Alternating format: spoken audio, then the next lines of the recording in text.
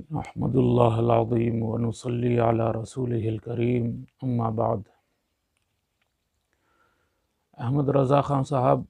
بریلی کے رہنے والے تھے اور حضرت مولانا اشرف علی تھانوی نور اللہ مرقدہ، یہ تھانہ بھون ہے سہارنپور ضلع کے اندر، وہاں کے رہنے والے تھے۔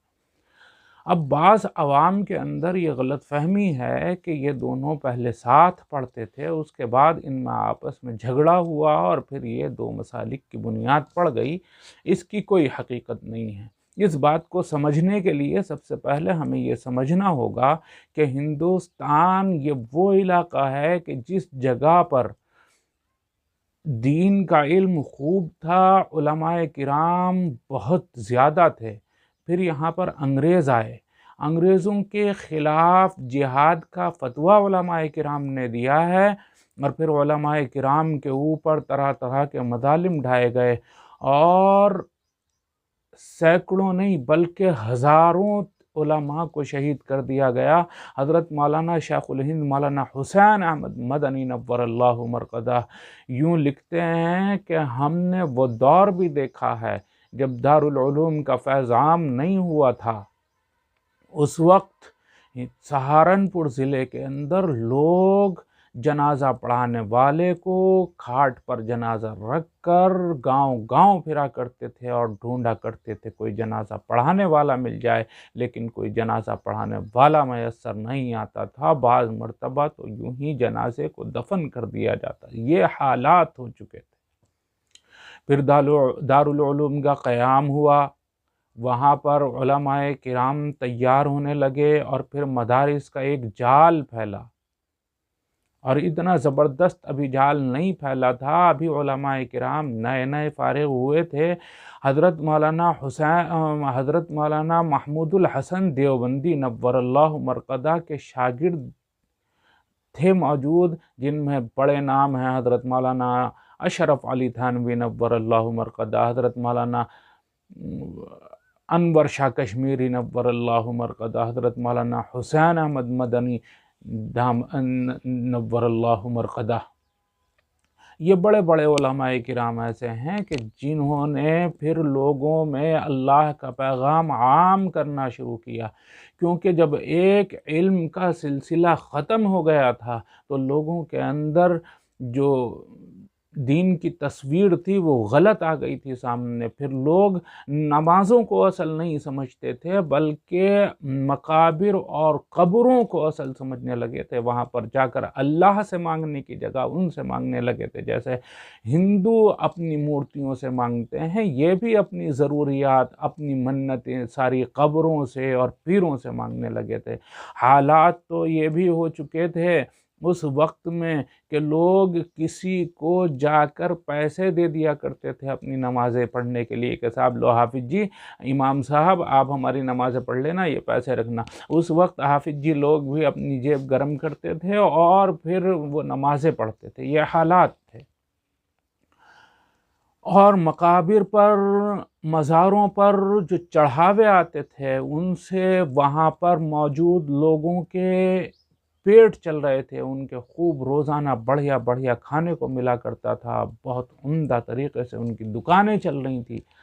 تو حضرت مولانا اشرف علی تھانوی نور اللہ مرقدہ اور دیگر حضرات نے لوگوں کے سامنے دین کی صحیح تصویر رکھنی شروع کی اور بتانا شروع کیا کہ صحیح دین کیا ہے۔ اللہ کے حبیب محمد عربی صلی اللہ علیہ وآلہ وسلم کیا چیز آپ تک لے کر آئے ہیں اور کیا چیز آپ کو کرنا چاہیے اور کیا کام نہیں کرنے کے ہیں۔ تو پھر ایک زبردست تبدیلی سامنے آئی، بدلاؤ سامنے آیا، جو بگاڑ آ چکے تھے وہ ختم ہونے لگے اور پھر سے لوگ اللہ کے صحیح دین کی طرف آنے لگے۔ اب جو لوگ تھے جن کی دکانیں بند ہوئی چلی جا رہی تھی، جن کے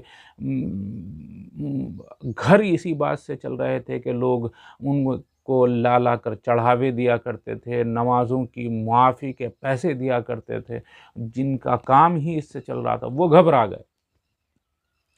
اب وہ چاروں طرف ڈھونڈتے پھرے، ادھر کسی طرح خبر پہنچ گئی بریلی میں۔ حضرت مولانا اشرف علی تھانوی نور اللہ مرقدہ اور مولانا احمد رضا خان صاحب کی آپس میں کوئی ملاقات ہی نہیں ہوئی، ایک دوسرے کو جانتے تک نہیں تھے۔ اب لوگوں نے جا کر بتایا احمد رضا خان صاحب کو کہ بھئی ایسے ایسے ایک مدرسہ وہاں پر قائم ہوا ہے، اور وہاں کے جو پڑھنے والے اور پڑھانے والے لوگ ہیں وہ اس طریقے کی باتیں کر رہے ہیں کہ قرآن کریم کیا کہتا ہے، احادیث کیا کہتی ہیں، کیا ہمیں کرنا چاہیے، کیا نہیں کرنا چاہیے۔ ان کے اس کہنے کی وجہ سے لوگ مسجدوں کی طرف دوڑ رہے ہیں، ان کے سمجھانے کی وجہ سے لوگ خرافات چھوڑ رہے ہیں، حلوے مانڈھے چھوڑ دیے انہوں نے، مزاروں پر چڑھاوے بند کر دیے ہیں۔ اب کس طریقے سے کام چلے؟ تو پھر ان کی باتوں کی کاٹ، ان کی دلائل کا جوابات تو کسی کے پاس نہیں تھے، کیونکہ حق وہی تھا اور حق کا جواب نہیں ہوا کرتا۔ تو اس کا آسان سا طریقہ یہ نکالا، احمد رضا خان صاحب نے فتویٰ دیا کہ جو لوگ ان لوگوں کی، مولانا حسین احمد مدنی، مولانا اشرف علی تھانوی، مولانا انور شاہ کشمیری، مولانا محمود الحسن دیوبندی، مولانا خلیل احمد سہارنپوری، مولانا زکریا صاحب رحمۃ اللہ علیہ مجمعین وغیرہ بزرگ جو ہیں، یہ لوگ کافر ہیں۔ کافر کیوں ہیں؟ اس کی وجوہات پھر انشاءاللہ آئندہ آپ کے سامنے رکھی جائیں گی۔ ابھی تو مختصر طور پر کچھ اور سمجھانا مقصود ہے۔ فی الحال یہ سمجھیں کہ کافر ہیں، اور اس درجے کے کافر ہیں کہ جو انہیں کافر نہ سمجھے وہ بھی کافر، جو ان کے ساتھ تعلقات رکھے وہ بھی کافر، جو ان سے بات چیت کرے وہ بھی کافر، جو ان سے مصافحہ معانقہ کرے وہ بھی کافر، جو ان سے میل جول رکھے وہ بھی کافر،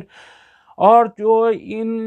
میل جول رکھنے والوں سے، بات چیت کرنے والوں سے، ان کو کافر نہ سمجھنے والوں سے بات چیت کرے، تعلقات رکھے، ان کو کافر نہ سمجھے وہ بھی کافر۔ یعنی ایک چین ہے، ایک سلسلہ ہے جو کہیں ٹوٹتا نہیں ہے۔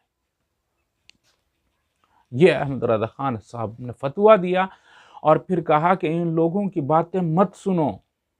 جیسے اللہ کے نبی محمد عربی صلی اللہ علیہ وآلہ وسلم اللہ کے دین کا پیغام لے کر آئے تھے، لوگوں کو بتایا کہ دیکھو بتوں کو نہیں پوجنا چاہیے، لوگوں کو بتایا کہ یہ تمہاری ضروریات پوری نہیں کر سکتے، یہ مورتیاں تم نے اپنے ہاتھوں سے بنائی ہیں، یہ تمہارا کوئی مطلب پورا نہیں کریں گے۔ یاد رکھو تمہاری ضروریات پوری کرنے والا، تمہاری مرادیں منتیں پوری کرنے والا، تمہیں پیدا کرنے والا صرف اللہ ہے، وہی عبادت کے لائق ہے اور کوئی عبادت کے لائق نہیں ہے، لہٰذا ان کی عبادت چھوڑو، اللہ کی عبادت کرو۔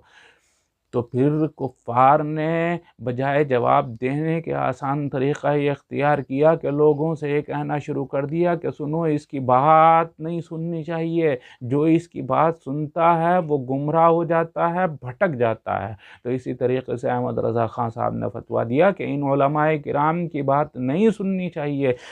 گمراہ ہو جاؤ گے، بھٹک جاؤ گے، بلکہ ان کی بات سننے گئے تو کافر ہو جاؤ گے۔ ان سے بھی آگے بڑھ کر فتویٰ دے دیا، جو کفار مکہ نے حضور اقدس محمد عربی صلی اللہ علیہ وسلم کے خلاف دیا تھا، اس سے بھی بڑھ کر احمد رضا خان صاحب نے یہ فتویٰ دیا۔ تو پھر اس کا نتیجہ یہ نکلا کہ جو کٹر سوچ والے تھے، جو پختہ تھے اپنی بدعات و خرافات میں، انہوں نے اکابر علماء دیوبند کی باتیں سننا چھوڑ دیں۔ پھر طرح طرح کے یہ فتوے جاری رہے، اور طرح طرح کی باتیں احمد رضا خان صاحب کرتے رہے۔ ایک مرتبہ ایسا ہوا، ایک صاحب پہنچے حضرت مولانا اشرف علی تھانوی نور اللہ مرقدہ کے پاس، اور جا کر عرض کیا کہ حضرت والا ایک صاحب ہیں کوئی بریلی سے، جن کا نام احمد رضا خان صاحب ہے، اور وہ آپ کو طرح طرح کی گالیاں دیتے ہیں، وہ طرح طرح کے آپ کے اوپر الزامات اور بہتان لگایا کرتے ہیں، وہ آپ کو کافر قرار دیتے ہیں، آپ ان کا جواب کیوں نہیں دیتے؟ اور یہ اس طریقے سے ان کے خطوط بھی آپ کے پاس آئے ہیں، آپ ان کا کچھ جواب تو دیجئے۔ تو حضرت مولانا اشرف علی تھانوی نور اللہ مرقدہ نے ارشاد فرمایا کہ بھائی ان لوگوں کو برا مت کہو، یہ ہمارے دھوبی ہیں، اور دھوبیوں کو برا نہیں کہا جاتا۔ وہ جو صاحب آئے تھے جنہوں نے شکایت کی تھی وہ عرض کرنے لگے حضرت دھوبی اس کا کیا مطلب ہوا؟ تو حضرت نے فرمایا کہ دیکھو کوئی انسان ایسا نہیں ہے جس سے گناہ نہیں ہوتے، ہم بھی بہت گناہ گار ہیں، اللہ کے خطا کار ہیں، اللہ تبارک و تعالیٰ کے نافرمان ہیں، پتہ نہیں کتنے گناہ ہم سے ہو جاتے ہوں گے اور جن کی معافی بھی ہم نہیں مانگ پاتے ہوں گے۔ تو یہ جو لوگ ہیں جو ہماری برائیاں کرتے ہیں، طرح طرح کے الزامات لگاتے ہیں، بہتان تراشیاں کرتے ہیں، یہ ہمارے گناہوں کو دھو رہے ہیں، یہ ہمارے گناہوں کو اپنے ذمے لے رہے ہیں، اپنے اوپر چڑھا رہے ہیں۔ تو پھر یہ ہمارے دھوبی تو ہوئے، کوئی ہمارے کپڑا دھونے والا دھوبی ہوا کرتا ہے، یہ تو ہمارے گناہوں کو صاف کرنے والے دھوبی ہیں بھائی، ان سے مت چڑھو، ان سے ناراض مت ہو۔ حضرت تھانوی نور اللہ مرقدہ نے یہ جواب دیا۔ ایسا نہیں تھا کہ یہ دونوں کبھی ساتھ پڑھے ہوں، کبھی ایک دوسرے سے ملاقات ہوئی ہو، یہ تھا اصل مسئلہ۔ یہ نہیں تھا کہ ان دونوں نے ساتھ پڑھا اور پھر ایک فیل ہو گیا ایک پاس ہو گیا، اور جو پاس ہو گیا اس نے یوں کر دیا اور جس نے وہ فیل ہو گیا اس نے نہیں، ایسا کچھ نہیں تھا۔ یہ تو اس زمانے کی بات ہے، یہ تو اس زمانے کے بزرگ ہیں، حضرت مولانا اشرف علی تھانوی نور اللہ مرقدہ اور دیگر حضرات، ان کے برابر کے ان کے جو ساتھی حضرات تھے۔ جب دارالعلوم کوئی بلڈنگ کا نام نہیں تھا، چھوٹا موٹا ایک آدھ کمرہ ہوگا، کیونکہ حضرت مولانا محمود الحسن دیوبندی نور اللہ مرقدہ نے جو تعلیم حاصل کی ہے وہ انار کے پیڑ کے نیچے بیٹھ کر حاصل کی ہے، کوئی بہت لمبی چوڑی عمارت کے اندر تعلیم حاصل نہیں کی۔ تو ایسا نہیں تھا کہ وہ وہاں پر جہاں تعلیم حاصل کر رہے ہیں وہاں پر بہت دور دور کے لوگ آتے ہیں اور احمد رضا خان صاحب بڑا ایک نظام ہے اور پاس اور فیل کا سسٹم ہے۔ ارے وہاں تو الگ ہی تعلیم کا نظام تھا ایک، اللہ تبارک و تعالیٰ نے پھر اسے اتنی مقبولیت عطا فرمائی، اتنی مقبولیت عطا فرمائی کہ دارالعلوم کے نام سے دیوبند کو شہرت ملی اور پوری دنیا کے اندر شہرت ملی، اور اتنا بڑا ادارہ اللہ تبارک و تعالیٰ نے دیا اور اتنا فیض اس کام کیا کہ دنیا کے کسی کونے میں چلے جائیں کہ دارالعلوم کا کوئی نہ کوئی فیض یافتہ تعلیم حاصل کیا ہوا یا وہاں سے کچھ نہ کچھ اس نے فائدہ حاصل کیا ہو علمی، وہ وہاں پر مل جائے گا، چاہے براہ راست تعلیم حاصل کرنے والا ہو اور چاہے کسی واسطے سے علم حاصل کرنے والا ہو۔ یہ دارالعلوم کی مقبولیت ہے اللہ تبارک و تعالیٰ کے یہاں پر۔ بہرحال میں عرض یہ کرنا چاہتا تھا کہ ان دونوں کا آپس میں کبھی ملاقات، ان دونوں کی آپس میں کبھی ساتھ پڑھنا تو کوئی سوال ہی پیدا نہیں ہوتا، اور جو لوگ یہ سمجھتے ہیں وہ یہ غلط سمجھتے ہیں۔ ایک صاحب تھے وہ جنہوں نے پڑھا ہے اپنے پیروں سے، جنہوں نے پڑھا ہے صرف وہ مطلب جو ان کے پیروں نے سمجھا ہے۔ ایک وہ حضرات ہیں جنہوں نے قرآن و حدیث کے اوپر تحقیق کی ہیں، جنہوں نے قرآن و حدیث کے اوپر خوب محنتیں کی ہیں، ان کا اور ان صاحب کا کوئی مقابلہ نہیں ہے۔ ایک صاحب وہ ہیں جو سنت کے داعی ہیں اور سنتوں پر عمل کرنے والے ہیں، اللہ کے نبی علیہ السلام کی سنتوں پر چلنے والے ہیں، اور صحابہ کرام کہ گویا کہ ایک مثال پیش کرنے والے ہیں، جنہیں دیکھ کر محسوس ہوتا تھا، معلوم ہوا کرتا تھا کہ صحابہ کیسے ہوا کرتے ہوں گے۔ ایک وہ لوگ ہیں جن کا پیٹ ہی اس طریقے سے چلتا ہے۔ احمد رضا خان صاحب جب انتقال کرنے لگے تو پھر انہوں نے لکھا باقاعدہ وصیت میں کہ بھائی میرے مزار پر جو تم چڑھاوے چڑھایا کرنا، تو ان چڑھاووں میں یاد رکھنا ایک لمبی فہرست ہے کہ جس کے اندر بریانی ہے، جس کے اندر قورمہ ہے، جس کے اندر بکرا ہے، اور پتہ نہیں انواع و اقسام کے کھانے ہیں کہ ہر ہفتے یہ مجھے چڑھایا کرنا تم بھائی، اس سے مجھے پھر کھانے کو ملے گا، پتہ نہیں اللہ بہتر جانے۔ جن کا کام ہی یہ بکرے مرغے کھانا پینا ہے اور دین کے نام پر، اور ایک وہ لوگ ہیں اللہ تبارک و تعالیٰ عقل اور سمجھ کی توفیق عطا فرمائے، اور جن کے ایک سب سے بڑا فرق یہ ہے کہ آپ دیکھیں گے علماء دیوبند کی تقریروں کے اندر کہ جب علماء دیوبند تقریر کرتے ہیں تو وہ یہ بتاتے ہیں کہ بھئی کیا کام آپ کو چھوڑنا ہے، کیا کام حرام ہے،